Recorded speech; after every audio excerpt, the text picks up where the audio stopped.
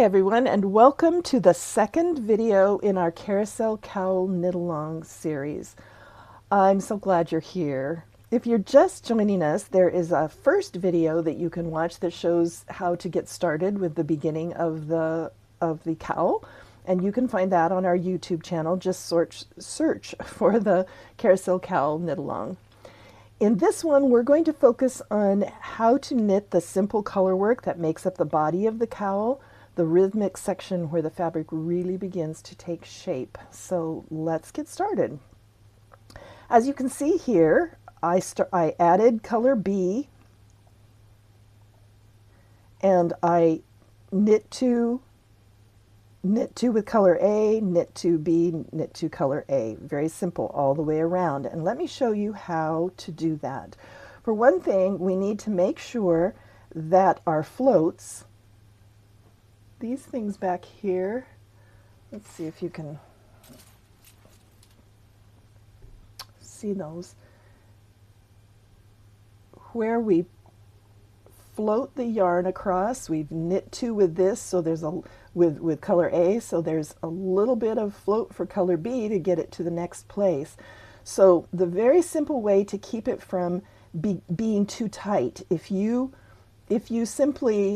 I were just to knit this here and just tightly pull this next stitch here to where everything it was flat and tight there, what would happen is the entire cowl would start puckering and start looking tight, and when you got done, it would not have the circumference that you want it to have. So you want to make sure it's always relaxed, and the easiest way to do that is just to stretch out your stitches. Just pull them out a little bit. Very simple. That way, when I take my stitch here, you see I've got a long piece of thread, and you might say, oh, that's longer than you need, but trust me, you're going to need it longer than you think you do. And once you block everything, even if some of the stitches look like they're too loose beforehand on the needles, once you block everything, everything's going to just tighten up nicely.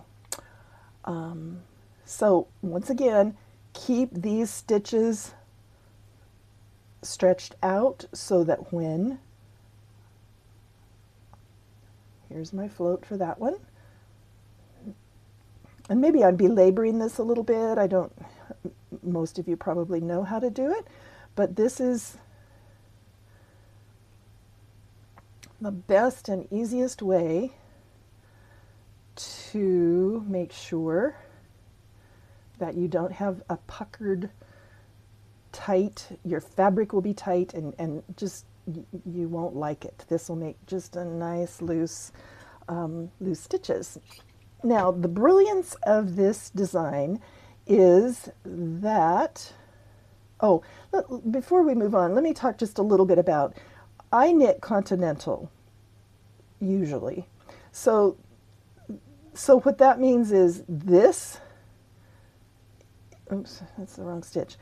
When I knit with the color A, it's much easier for me because I'm comfortable holding my yarn in this hand and knitting.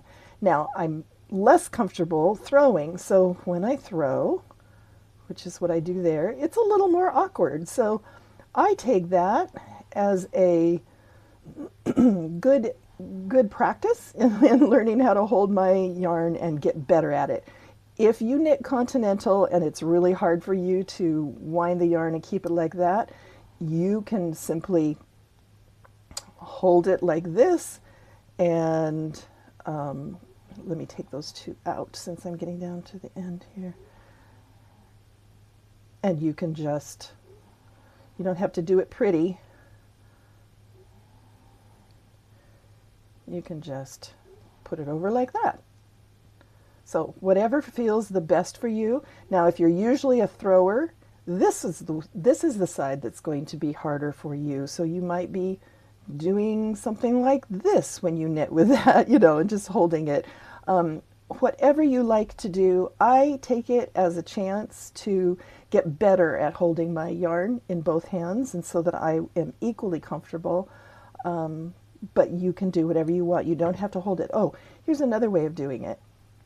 You can put both the yarns over here, and you can simply pull this one when you knit with that color and pick up this one when you knit with this color.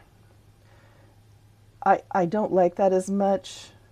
For me, it's not as easy, but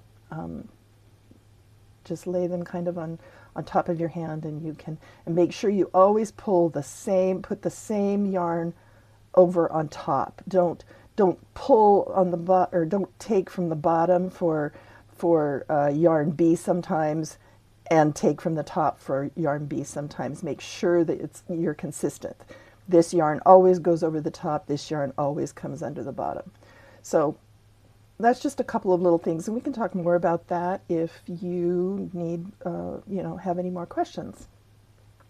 So now the brilliance of this design is that you will never have a beginning of round. From this point on, until you get to the rib on the other side, you will never have a beginning of round, because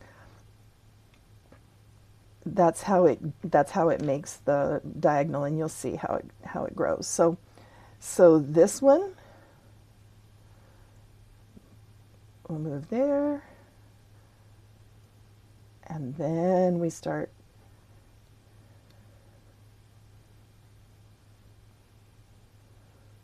there. And you just keep knitting around in circles. You never have a beginning of round. You simply knit until you're all done with yarn A. And when you're done with yarn A, you don't want to waste an inch of this gorgeous cashmere yarn. When you're done with yarn A, you simply attach the next yarn and continue knitting the next, I guess if you want to call it C. I'm just sort of picking up yarn as I feel like it as we go along, and we'll see how it turns out. And then when you're done with yarn B, then you pick up the fourth yarn, or yarn D, and you will continue knitting until that yarn is gone. Just knit every little inch that you have of this gorgeous yarn. You don't want to waste any of it. It's really beautiful yarn.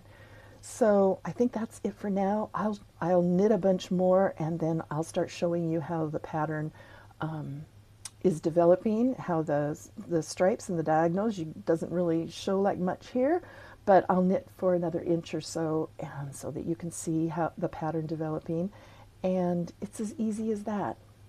That's why we say it's the absolute best color work design to use for beginning knitters. So simple. Just like that.